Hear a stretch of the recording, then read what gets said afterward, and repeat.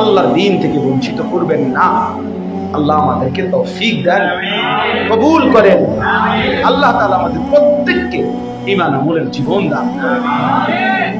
সুবহানাল্লাহি ওয়া বিহামদিহি, সুবহানাকাল্লাহুম্মা ওয়া বিহামদিকা, আশহাদু আল লা ইলাহা ইল্লা। ওইটা একটা আশ্চর্য কথা লিখছে, এটা পড়ে শোনাই যে ওই কালে আজীব কথা, এটা আমি নতুন শুনছি। খুব আমি সব দিক দেখছি, আমার একটা অভ্যাস, টাকা সিএনজির পিছনের লেখাও আমি পড়ি, বাসের পিছনের লেখাও আমি পড়ি আগের থেকে, ছোটবেলার থেকে। ওইটা খুব সুন্দর লিখছে, বাঘ না খেয়ে মরলেও কুকুরের মতো উচ্ছিষ্ট মুখে তোলে না। বাঘের আত্মমর্যাদা, প্রয়োজনে না খাইয়ে মরে যাবে, কারো ঝুটা সে মুখে দেয়।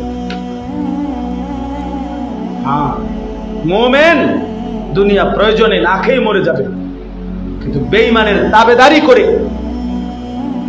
1 সেকেন্ডও বাঁচবে না। ইমানদার হবে যেন বাঘের মতো, সিংহের মতো।